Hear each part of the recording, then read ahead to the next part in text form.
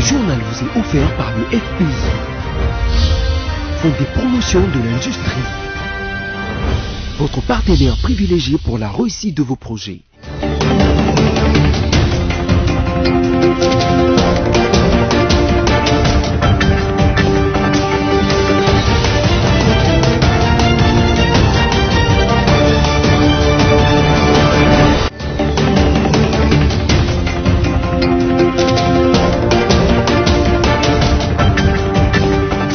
Mesdames, Messieurs, bienvenue à cette édition rétrospective dont voici l'essentiel de titres de la semaine.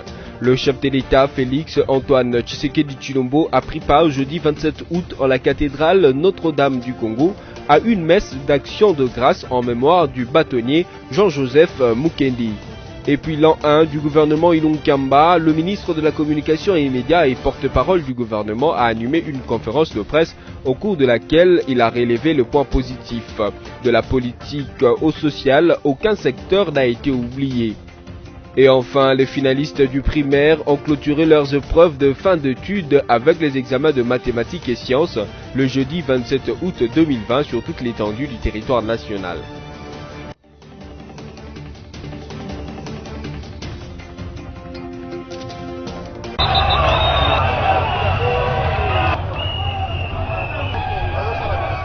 Le cortège présidentiel est arrivé à la cathédrale Notre-Dame du Congo où le chef de l'État était attendu ce jeudi 27 août 2020 pour assister à la messe d'action des grâces en mémoire de maître Jean-Joseph Mukendi Wamulumba. Le chef de l'État, accompagné de sa mère, Marthe Tshisekedi, il a honoré la mémoire de celui qui, de son vivant, fut le conseiller en matière politique du défunt Étienne Tshisekedi Wamulumba, père du président de la République. Quelques heures plus tôt, à la cour de cassation de la Gombe, l'illustre disparu a été élevé au rang de héros national de l'ordre national Kabila Lumumba.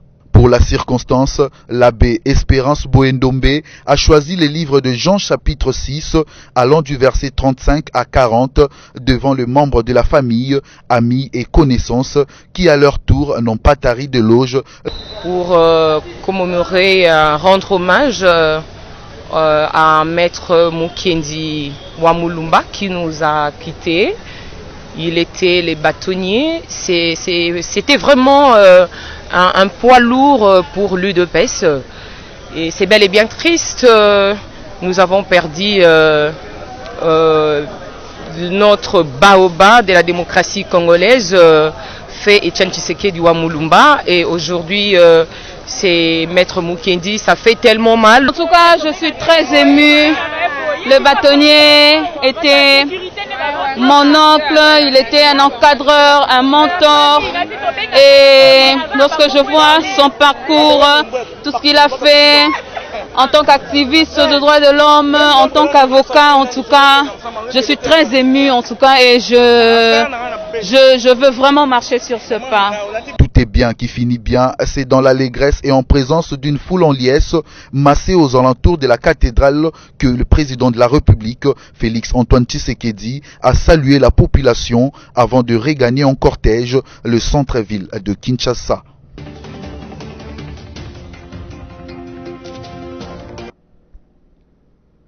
Le gouvernement de la République démocratique du Congo, que dirige le Premier ministre Sylvestre Ilunga vient de totaliser une année depuis sa publication le 26 août 2019.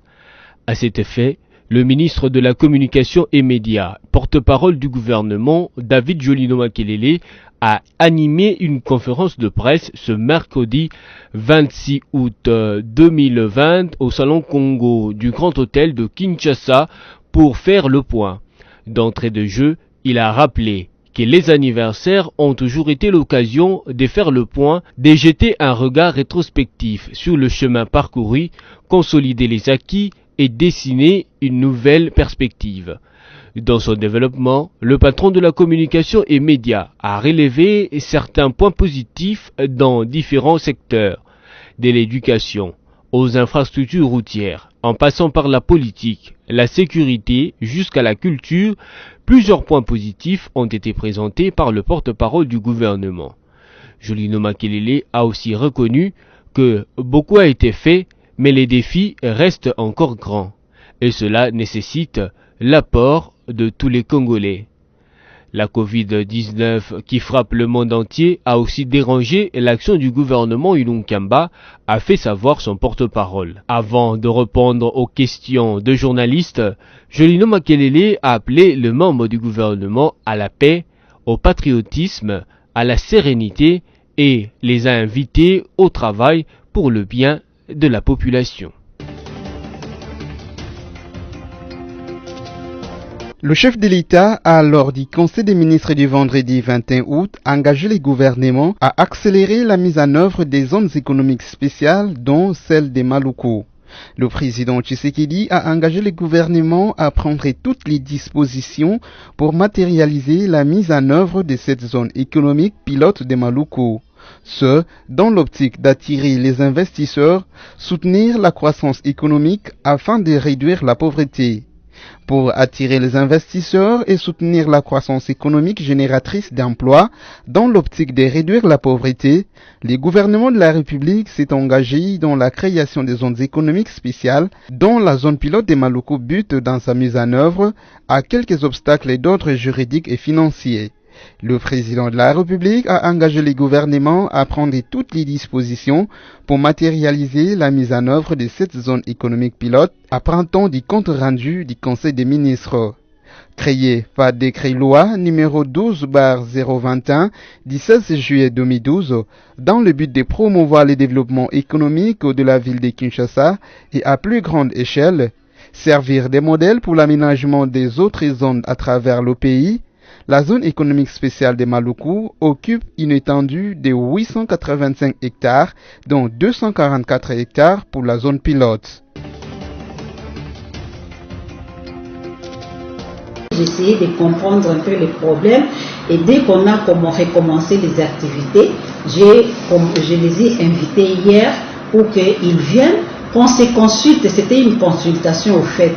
Je voudrais que les gens là me disent qu'est-ce qui a fait qu'ils ne peuvent plus faire la traversée vers Congo-Brazza pour continuer leurs activités, et qu'est-ce qui fait qu'aujourd'hui nous avons des milliers de personnes vivant avec handicap sur la rue en train de quémander, alors que dans notre pays la mendicité c'est une infraction.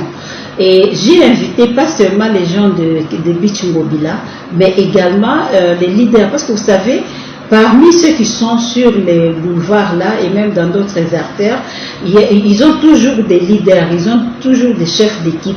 J'ai convoqué les chefs d'équipe et curieusement, vous l'avez remarqué, il y en a qui ont étudié mais qui ont un problème de l'emploi. Ils n'ont pas du travail, ils doivent vivre, ils ont des enfants, ça se comprend, mais maintenant il faut qu'on trouve des solutions. L'objectif numéro 1 est d'abord de trouver une stratégie de sortie.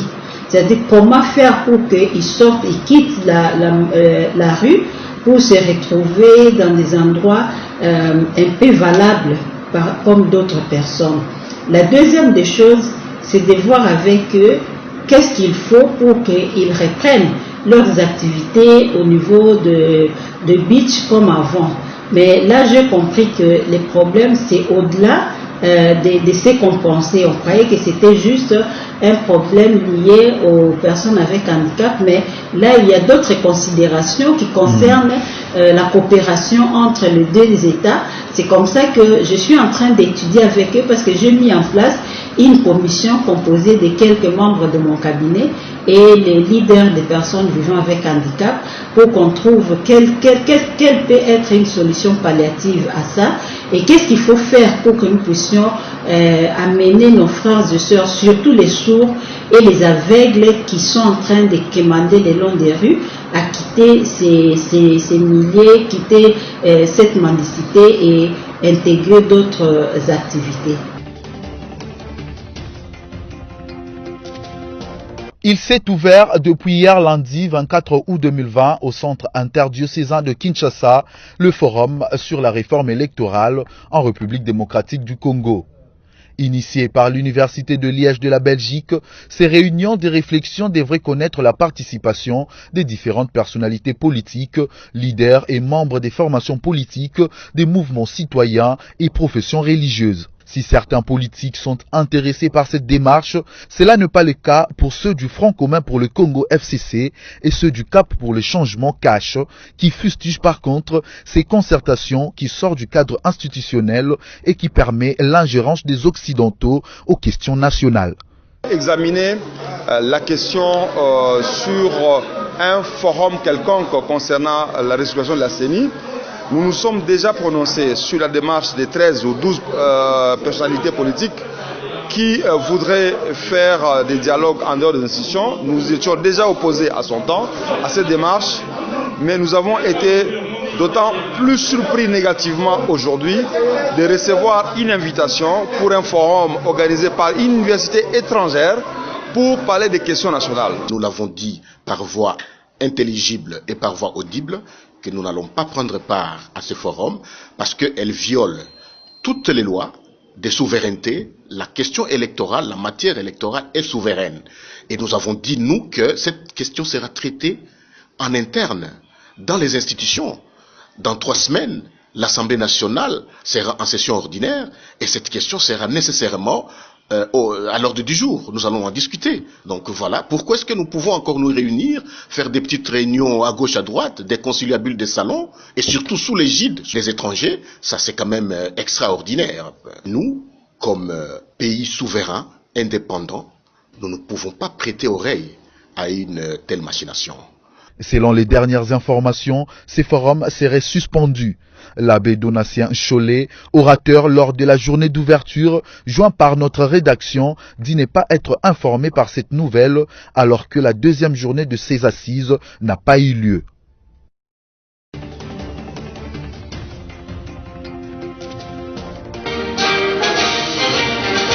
C'est tous les opérateurs économiques de tous les secteurs de la vie économique du Nord Kivu qui ont pris part à cette journée d'échange sur la politique de financement du Fonds de promotion de l'industrie. Une séance de travail qui a permis au ministre congolais de l'industrie d'expliquer les innovations de son ministère. J'ai pu prendre une décision en ramenant les taux d'intérêt à 6% pour tout le monde, mais spécialement pour les entreprises de jeunes et de femmes, j'ai ramené les taux à 4%. Et pendant la Covid ici, j'ai pu immobiliser 10 millions de dollars au niveau du fonds pour permettre à ce que les opérateurs économiques, pour faire face à la crise, puissent accéder à ces fonds à 0%. Des annonces qui ont plus attiré les jeunes entrepreneurs qui se sont exprimés après la séance d'information. En tant que jeune entrepreneur, œuvrant dans les domaines du numérique, c'est un sentiment de satisfaction parce que avant on n'avait pas de l'éclaircissement par rapport à la politique financière de FPI. Ces jeunes, tout comme d'autres entrepreneurs, ont émis le vœu de bénéficier des financements, mais la garantie pose problème. Le FPI, quant à lui, traite déjà cette recommandation. Des jeunes entrepreneurs, des femmes entrepreneurs qui n'ont pas de garantie. Ils ont donné quelques propositions ou quelques suggestions que nous allons mettre en place pour voir comment est-ce qu'on peut revenir en aide ou soutenir aussi ces jeunes entrepreneurs qui n'ont pas de garantie. L'occasion pour le DGA du FPI de faire une autre annonce favorable aux investisseurs locaux. Avant, il y avait la centralisation de l'inscription de dossiers au niveau du siège. Mais pour aujourd'hui, nous avons essayé de décentraliser cela. Conscient des besoins de financement au Nord Kivu, Julien Paluku Kaongia a livré la vision de son ministère pour la région. La mission que nous avons actuellement, c'est de financer toutes ces entreprises qui sont en faillite. Vous voyez les complexes télécoles de Mouesso par exemple, le complexe télécole de Boutoué, le complexe de, comment on appelle, la minoterie de Kihemba vers Lubero et beaucoup d'autres entreprises, les entreprises de Capsa, les centres de semences, de production de semences améliorées. Donc le ministère est transversal, il peut financer toutes les activités, agriculture, développement rural, élevage, tout. Dans l'ensemble, les opérateurs économiques se sont dit satisfaits de ces échanges et comptent sur les financements du FPI pour la relance agro-pastorale et industrielle au Nord Kivu.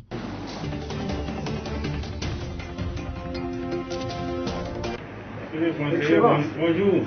La délégation conduite par le conseiller principal du chef de l'État en matière des infrastructures, David Mukeba Kalenga, séjournant au Kasaï oriental, a entrepris une série de visites des sites dont les infrastructures doivent être construites et ou réhabilitées grâce au financement du Fonds de promotion de l'industrie dans la ville de Mbuji-Mayi. C'est là, dans le cadre du programme présidentiel de lutte contre la pauvreté et la réduction des inégalités. Cette délégation, conduite par le directeur de cabinet du gouverneur, a successivement visité les infrastructures hospitalières et écolières qui sont dans l'ensemble dans un état de délabrement fortement avancé. La première visite a été au complexe scolaire, renfermant l'école primaire de Boutamina, l'école primaire du 20 mai et l'Institut de la Révolution dans la commune de Dioulou.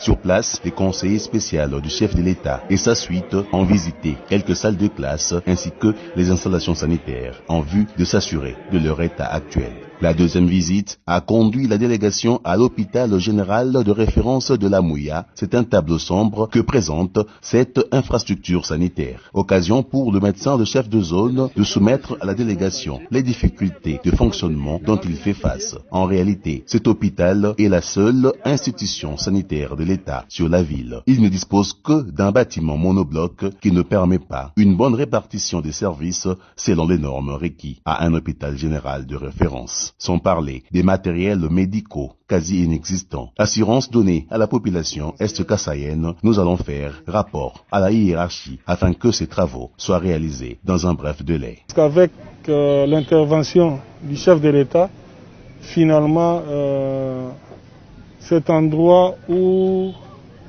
il est écrit hôpital général de référence de la Mouya aura son vrai sens. Parce que c'est tout sauf être un hôpital général de référence. Et le président de la République tient à ce que tout ce que nous allons entreprendre réponde efficacement et dans la durée aussi, pour que les populations qui du reste appartiennent à sa province puissent aspirer à des lendemains meilleurs par rapport à leur santé. La troisième visite a conduit la délégation au complexe scolaire Kalenda Modishi, dans la commune de la Kanchi. Ce complexe scolaire a une histoire particulière. C'est ici que le président de la République, Félix Antoine Tshisekedi Tshilombo, a obtenu son diplôme d'État en option latin philosophie de l'édition 1982-1983. Le proviseur a montré à la délégation le nom du chef de l'État dans le registre matricule, puis s'en est suivi la visite de la cour scolaire, des installations hygiéniques et d'autres salles de classe. D'autres visites ont conduit la délégation au collège Tita Manisha à Chilenge, à l'école primaire Kapachi, à l'hôpital Saint-Jean-Baptiste de Kantsele et à l'hôpital général de Mpokolo. Comme partout ailleurs, les conditions de viabilité sont précaires face donc à ces désastres. L'intervention du FPI dans le cadre du programme présidentiel de lutte contre la pauvreté et la réduction des inégalités s'avère imminente. Toutes ces infrastructures visitées seront soit réhabilitées, soit encore reconstruites et de nouvelles seront construites dans le tout prochain jour. La délégation a bouclé sa visite de prospection au site où sera implantée la centrale solaire photovoltaïque à Tipuka devant plusieurs membres du gouvernement provincial qui ont rejoint la délégation. Le ministre provincial des Affaires foncières a indiqué le terrain doté au FPI pour l'implantation de cette centrale. Il s'agit d'un espace d'une superficie de 6 hectares, 76 arts qui sera borné pour sa sécurisation. La population du territoire de Bouta, dans la province du Bas-Zouélé, était étonnée de voir un engin inconnu tomber du ciel lundi 24 août 2020 à côté d'un champ dans la localité de Boulé-Makété. Le compte Twitter Statocat, un site privé de référencement et de suivi de ballons se trouvant dans les airs, renseigne qu'il s'agit du ballon H-Ball 166, appartenant bien au projet LEARN de Google dans le cadre des essais au Kenya et qui avait été lancé depuis l'île Porto Rico le 23 avril 2020 et qui était dans les airs durant 123 jours avant de tomber en République démocratique du Congo. Par ailleurs, ce genre de trouvailles n'est pas nouveau de par le monde depuis le lancement du projet en juin 2013. Cependant, nombreux sont ceux qui exigent de l'entreprise promotrice du projet le renforcement de sa gestion de ballons afin de faire preuve d'efficacité dans le suivi de sa technologie. Toutefois, le gouverneur de la province du Bas-Ouélé fait savoir que les présumés propriétaires de cet engin ont été appréhendés et une enquête est ouverte. Oui, mais c'est difficile pour moi de mettre des hypothèses car je considère cet engin comme un objet volant non identifié. Il y a, je pense, 2 personnes, dont un sujet congolais et un autre sujet pakistanais, en fait, qui sont arrivés parce qu'ils voulaient récupérer cet engin. Heureusement qu'ils ont été appréhendés par les forces de l'ordre. Ils sont en pleine audition par le parquet. Ils sont en train de donner, on espère qu'ils vont donner des éléments supplémentaires pour que nous puissions savoir quelle est la provenance de cet objet volant non identifié. Et ils l'ont lancé par air avec quelle intention et quel est en fait le mode opératoire de cet engin et surtout les commanditaires qui en sont les propriétaires de manière à ce que nous puissions donc avoir le cœur net. Je crois que nous avions déjà informé Kinshasa et que toutes les dispositions seront prises pour tirer cette affaire au clair. Mais quand ils ont lancé cet objet, nous n'étions pas informés. Toutes les autorités en place n'étaient pas du tout informées. On a été surpris d'apprendre que cet engin est venu échouer ici, dans ce site.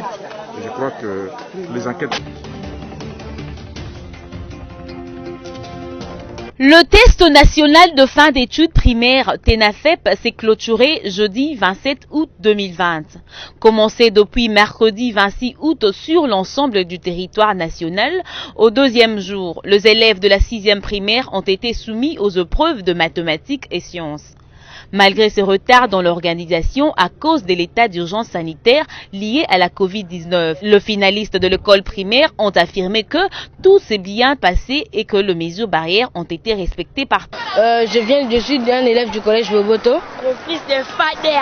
Aujourd'hui, nous avons fait maths et sciences. C'était un peu compliqué, mais pour moi, c'était facile vu que j'avais bien révisé.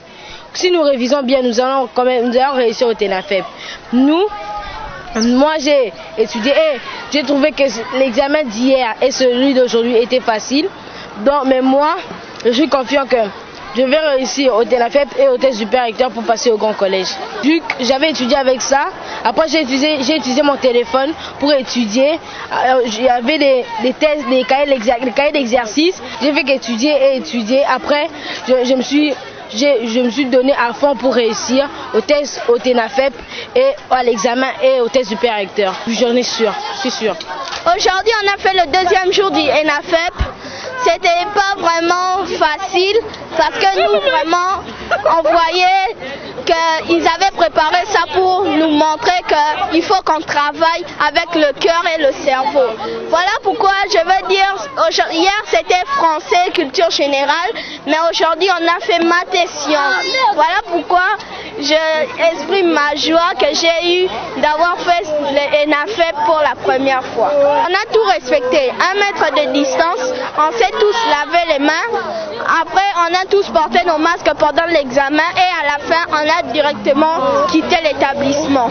Le chef du centre au collège Boboto a déclaré que toutes les dispositions ont été prises pour un bon déroulement des examens. Oui, nous sommes au centre ici de TENAFEP Gombe 2, dans l'enceinte du collège Boboto. Alors, en tant que chef de centre, tout s'était bien passé, surtout aujourd'hui le 2e jour. Comme hier ici également, aujourd'hui les enfants sont arrivés à temps Ils ont bien travaillé. Déjà, la première sortie a été réalisée à partir de 9h. Et le dernier candidat est sorti dans la salle à 11h. Tout s'est passé dans de bonnes conditions. En tout cas, c'était très bien. Les mesures barrières ont été aussi respectées. On en a respecté comme les autorités nous l'ont demandé, à ce qu'on puisse placer un candidat par banc, avec la distance d'1 mètre. C'est ce qui a été respecté. Chaque enfant était muni de son masque, comme nous également aussi. Tout était vraiment dans de bonnes conditions. Rappelons que la reprise de l'année scolaire a eu lieu le 10 août uniquement pour le finaliste du primaire et du secondaire. Selon le calendrier réaménagé du ministère de l'EPST, la fin de l'année scolaire en cours est fixée au 10 septembre 2020.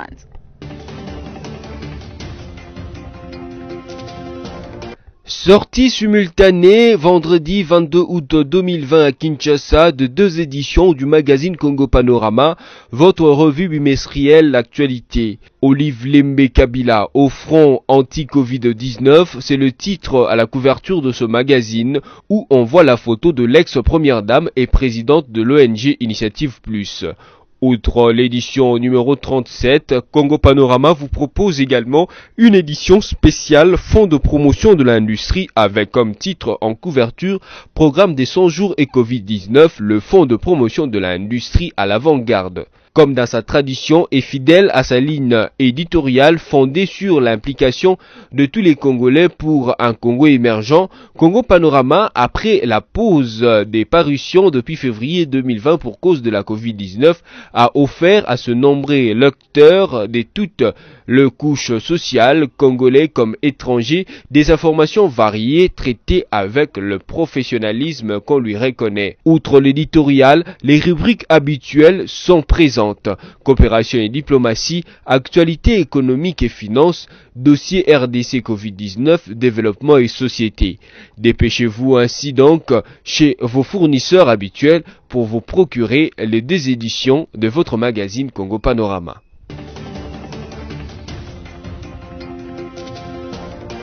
Il existe des réalités et pratiques à Kinshasa qui sont à la base des prix élevés des articles et biens vendus en détail dans certains magasins du centre commercial de la Gombe qui se sont établis autour du marché central appelé Zando. À se fier aux affirmations des connaisseurs de ces réalités et des acheteurs qui s'approvisionnent dans ces centres commerciaux, il se trouve des commerçants nationaux et expatriés qui vendent cher parce qu'ils n'exportaient pas leurs marchandises de la Turquie ou de Dubaï et qu'ils achètent sur place dans certains dépôts du grand marché. Ceux qui ne connaissent pas bien les coins et recoins du marché central où sont établis ces dépôts sont victimes de ce type de commerçants.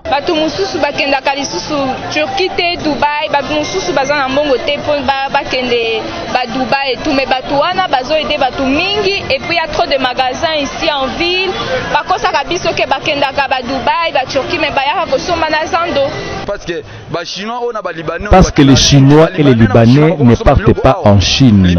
Ils ont appris à acheter la marchandise sur place.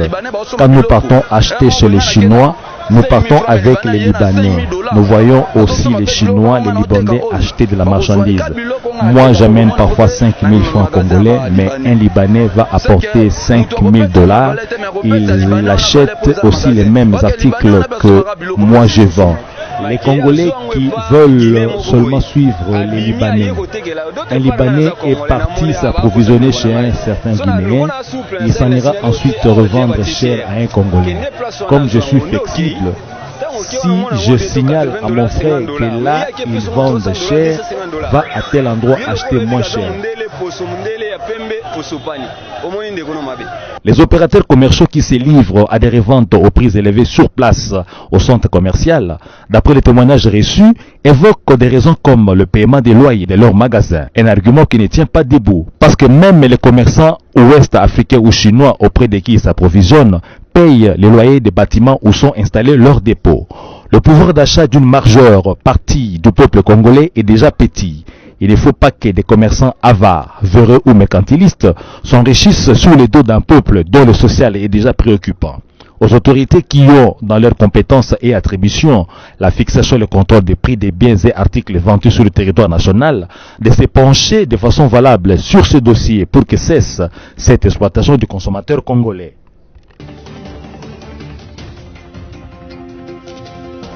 détruire génération ya bana na biso. Eza chikata na ba bombe.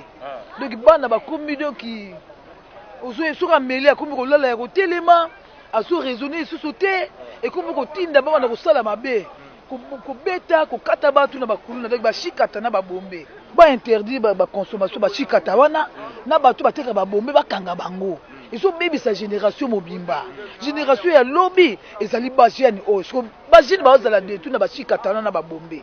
Donc ça li idée qui toko so ba kondu ba seto CPA makasi. Ala ebelango ça bien point na kosoma pas bengie. Ezali cigarette ba melango 3 fois par jour. Moko na tongo, moko na 12 heures, moko na soir. Kasi peuple na biso ba komo melango lokola cigarette. Yango moni moyeba yo action nango ya ko traiter corps ya ate.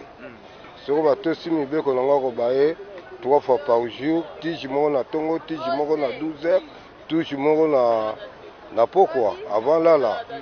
Akoyeba musala esalaka na nzoto po etretaka 30 maladies. Oyo eza kisi. Eloko nini bayebisi kisi ebebisaka bato. Bazwa drogue oyo bakobenga bombe, bakanga bato oyo bakoteka babombe. Bombe moto ebebisa bana eza kokomisa bana miyibi. Batia yango na nini eyashikata te. Bakanga bato bakoteka bombe eza kowuta na tio de chapime wutaka Europe. Mpona shikata eza kisi bakanga bombe.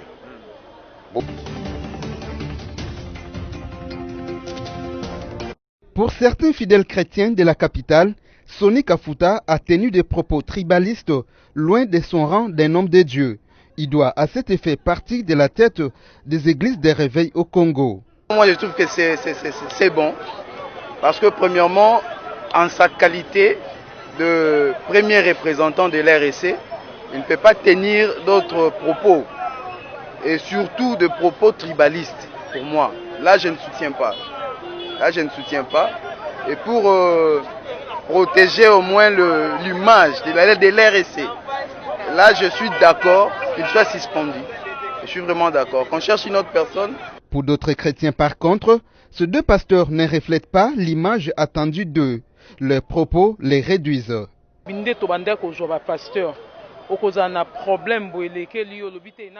À l'époque, quand on a un problème, on courait chez les pasteurs pour sa résolution. Mais ce que nous vivons entre les hommes des dieux à ce jour, c'est regrettable. Je leur demande en particulier, Sonny Kafuta, qu'ils résolvent leurs problèmes en dialoguant et non se quereller dans le média. Ce n'est pas bon, cela le réduit.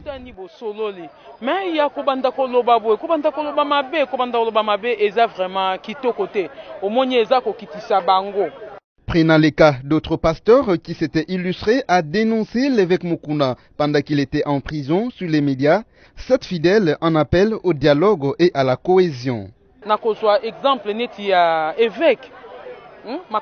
Mais basant en ce qui est arrivé au pasteur Mukuna, on a vu les hommes des dieux les vilipender dans le média au lieu de prier pour lui. C'est regrettable. Je ne sais pas où allons-nous quand Kenza a aussi dirigé les églises de réveil. Mais pourquoi ce comportement? Qu'il dialogue au lieu de se quereller.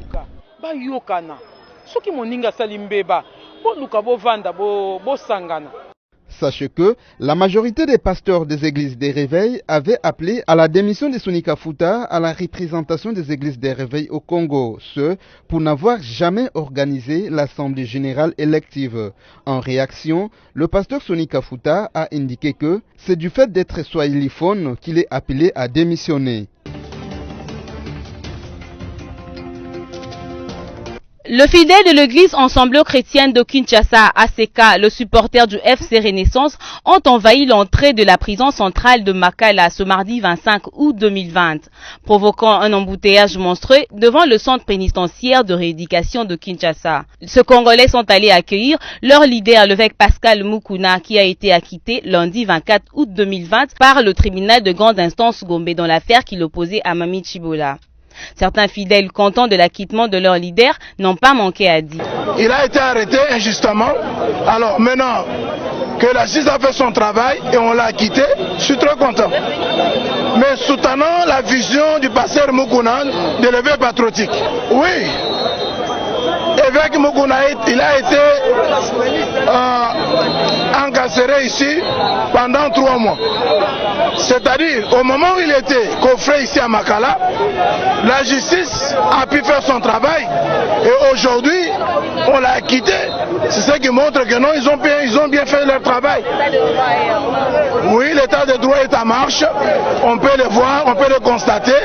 Ce qui s'est méconduit, on les arrête, on les juge, on les coffre. Lorsqu'on trouve que non, tu n'as pas de problème, on te relâche. Bon, écoutez, madame, moi je ne comprends pas la décision de la justice. Vous savez très bien que Mukuna était en prison. C'était la même justice qui l'avait coffré.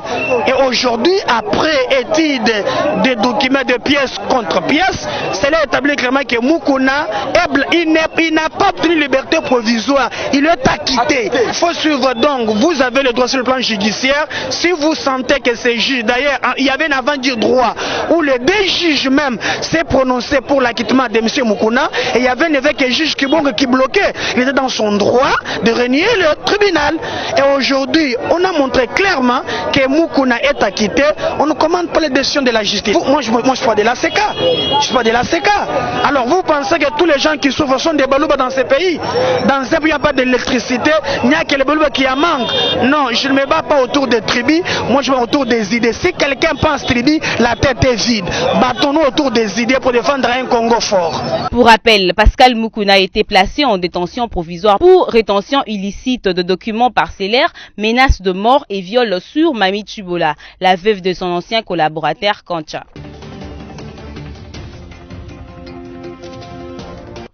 C'est le vendredi 28 août 2020, sous le soleil de fin de la saison sèche, continue la sortie du corps de la défunte Gloria Gonzalez Herodia de la morgue de l'hôpital du Cinquantenaire et son enterrement au cimetière d'Ambeseke Foot, une nouvelle cité. Après la mise en place pour les obsèques, les proches, amis et connaissances se sont installés sur l'esplanade de la morgue de l'hôpital du Cinquantenaire. Parmi l'assistance, les compagnons de M. Laurent Désiré Kabila, les cadres du PPRD, une délégation des Né Congo, et la députée nationale Jeannette Kabila, présidente de la Fondation Moussin Laurent Désiré Kabila, qui a parrainé la cérémonie. Quand le modérateur, M. Vital Kato, a débuté la cérémonie, les mots de la circonstance et l'horizon funèbre ont été donnés.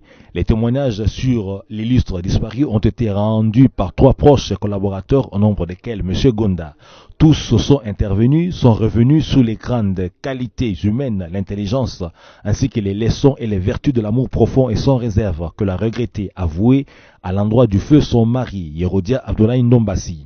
À l'heure de la prédication qui est intervenue après le dépôt des gerbes de fleurs, l'évêque Gabriel Ounda a introduit le prédicateur, évêque Moïse Mazouboro.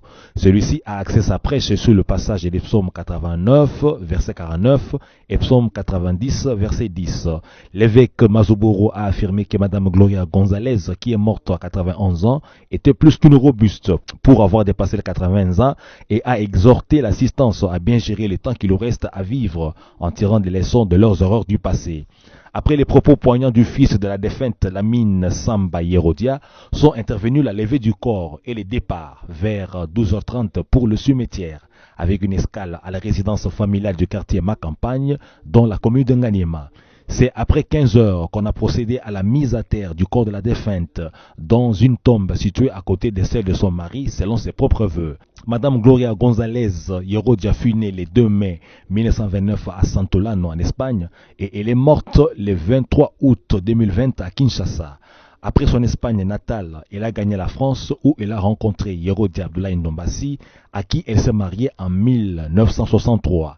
Elle a connu une carrière de secrétaire auprès du célèbre psychanalyste français, le docteur Lacan. Toute sa vie, Madame Gloria Gonzalez était une militante engagée pour la cause africaine. Que son âme repose en paix.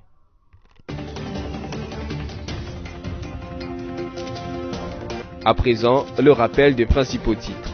Le chef de l'État, Félix Antoine Tshisekedi Tshilombo, a pris part jeudi 27 août en la cathédrale Notre-Dame du Congo à une messe d'action de grâce en mémoire du bâtonnier Jean-Joseph Mukendi.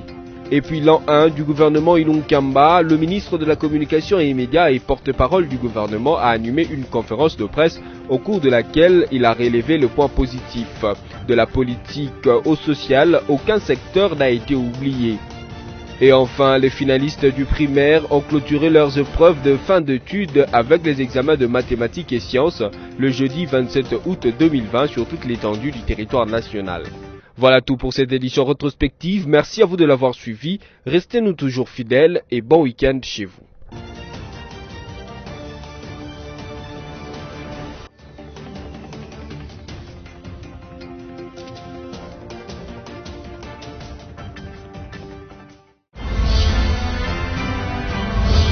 Ce journal vous a été offert par le FPI, Fonds des promotions de l'industrie, votre partenaire privilégié pour la réussite de vos projets.